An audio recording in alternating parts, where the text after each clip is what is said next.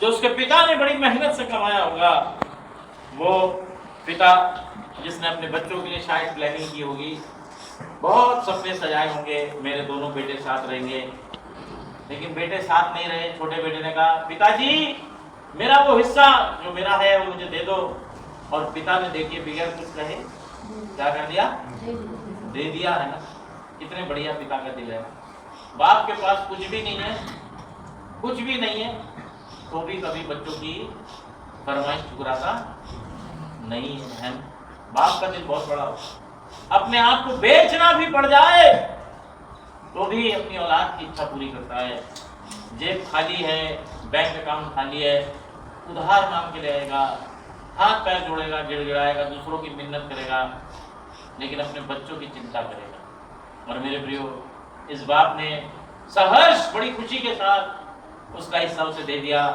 और हम सब जानते हैं, सब कुछ बर्बाद, सब कुछ तबाह, सब कुछ लुटा के जब ये बच्चा वापस आया, इस बच्चे के जीवन में एक खूबसूरत बात है कि वहां लिखा है बाइबल में, जब वो अपने आपे में आया। मेरे प्रियो, जब अपने आपे में आया मेरे प्रियो, कभी कभी जवान बच्चे जवानी में इतना खो जाते हैं कि अपने आपे से बाहर हो जाते हैं, अपने आपे से बाहर हो जाते हैं। मेरे प्रियो, अभी कुछ टाइम पहले दिवाली के टाइम पे ओएनजीसी चौक पर एक एक्सीडेंट हुआ इनोवा गाड़ी में। नई गाड़ी खरीदी थी पिता ने, और उस नई गाड़ी को लेके बेटा निकल गया और शराबें पी, नशा किया, ड्रग्स ली, मौज मस्ती करी, और रेसिंग हो रही है रात में 1-2 बजे सड़क पर। और माँ बाप को पता ही नहीं है कि मेरा बच्चा कहाँ है, माँ बाप को पता ही नहीं है जवान लड़कियां कहाँ हैं। वो सोच रहे बच्चे सो रहे, और जब उनके चिथड़े उस चौक पर बिखर गए, किसी का सर कहीं चला गया, किसी का हाथ कहीं चला गया, किसी का पैर कहीं चला गया। और जब मैंने जाकर उस ट्रक को देखा जो गड़ी के थाने में खड़ा हुआ था, तो इनोवा गाड़ी का बोनट उसके कोने में ऐसा चिपका हुआ था जैसे किसी ने हथौड़े से ठोक दिया हो। इतनी जबरदस्त वो टक्कर थी कि 7 स्टार सेफ्टी रेटिंग उस गाड़ी की है, और एक भी आदमी उसमें से बचा नहीं। एक बच्चा बचा था, शायद बहुत सीरियस था, और वो 6 के 6 इकलौते बच्चे जो हैं चौराहे पर टुकड़े टुकड़े हो गए। उनके माँ बाप को शांति कौन देगा, उनके परिवार को शांति कौन देगा, कैसे, किस बात से उनके दिल को तसल्ली मिलेगी? क्योंकि उनके बच्चे जवानी के जोश में, अपनी जवानी की अभिलाषाओं में, अपने जीवन की मौज मस्ती में खो गए, और वो भूल गए कि हमें हमारे कामों से अपने माँ बाप को जो इस दुनियावी रूप में इस संसार में है, और ना सिर्फ दुनियावी माँ बाप को, परंतु अपने स्वर्गीय पिता को जो स्वर्ग में है उसे महिमा देनी है। और मेरे प्रिय, कलाम बता रहा है, वचन बता रहा है कि मेरे प्रिय, लाइट बंद कर दो है ना, वचन बता रहा है, मेरे प्रिय, कलाम कह रहा है कि क्या हो गया, वो जीवन नाश हो गए, बर्बाद हो गए, किसी को महिमा नहीं मिली। किसी को महिमा मिली ना, उन बच्चों को महिमा मिली। मरने के बाद भी बच्चे बदनाम हो गए। रिश्तेदार कहते होंगे, कैसे बच्चे हैं, नशा करने वाले, ड्रग्स लेने वाले, रात में 1-2 बजे पार्टी करने वाले, सड़कों पे रेस लगाने वाले। उन बच्चों के साथ उनके माँ बाप बदनाम हो गए। अरे तुम बच्चों को संभाल के नहीं रख सकते, ये शिक्षा दी तुमने, इस तरीके से तुमने अपने बच्चों का लालन पालन किया है। माँ बाप के माथे पर जिंदगी भर के लिए क्या लग गया, कलंक लग गया कि तुम अपनी औलाद को भी संभाल के नहीं रख सके, और इतनी दर्दनाक मौत हुई। मेरे प्रियो, क्या मेरे और आपके जीवन से, कामों से हम परमेश्वर को कलंकित कर रहे हैं या उसकी महिमा कर रहे हैं? मेरे और आपके बच्चे मुझे और आपको कलंकित कर रहे हैं या मुझे और आपको गर्व का पात्र बना रहे हैं? ये बच्चों के लिए भी है। फादर्स डे हम सेलिब्रेट कर रहे हैं, ये कलाम माता और पिताओं के लिए नहीं, लेकिन बच्चों के लिए भी है।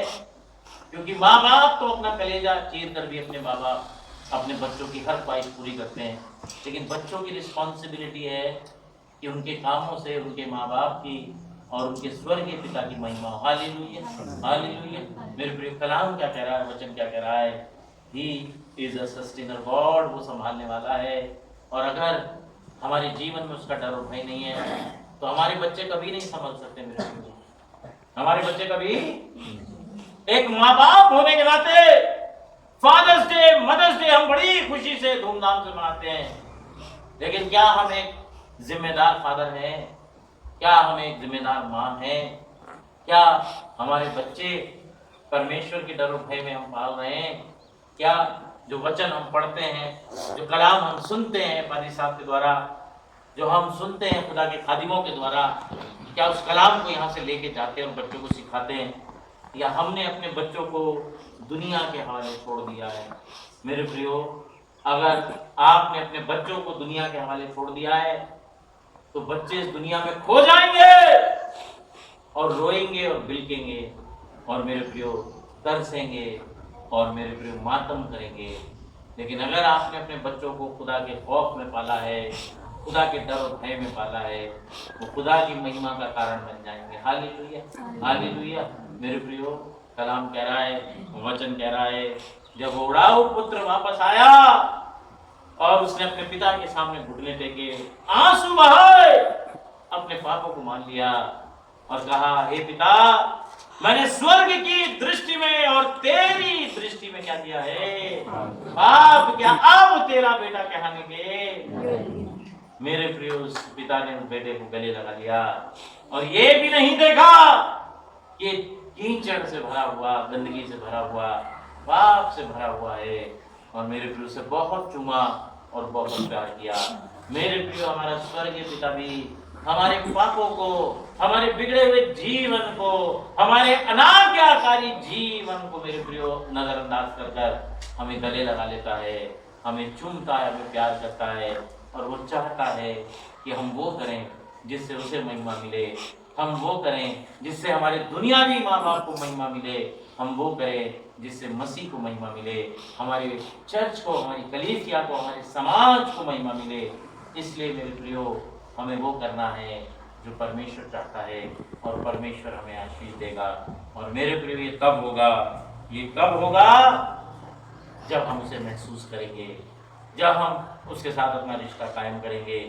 और मेरे प्रियो, मैं एक बार फिर दोहराना चाहता हूँ कि सलीका ही नहीं उन्हें महसूस करने का, सलीका ही नहीं उन्हें महसूस करने का, जो कहते हैं कि खुदा है तो नजर आना जरूरी है। मेरे प्रियो, बगैर नजर आए भी आप खुदा को महसूस कर सकते हैं, अपना संबंध उससे बना सकते हैं, और खुदा आपको संभालेगा। आइए हम अपनी आंखों को बंद करें, अपने सरों को झुकाएं, दुआ मांगेंगे।